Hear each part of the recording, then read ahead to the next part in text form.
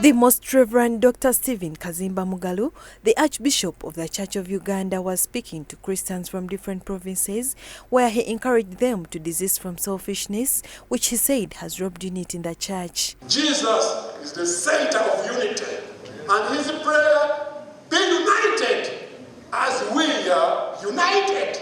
The Church of Uganda will go further when we are united.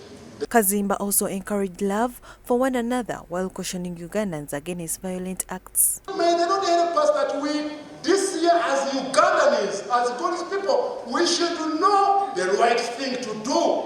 As a church, as a body of Christ, let us know what to do. The Diocesan Secretary of the Diocese of Kampala, Reverend Canon John Awadi, unveiled new guidelines of registering the congregation to keep track of their records for more emphasis.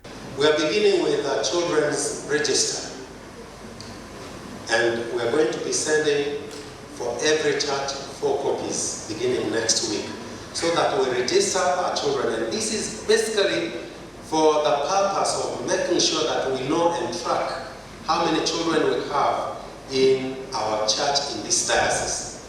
But we are also going to have a register for all our members in the church, including everyone who comes on Sundays.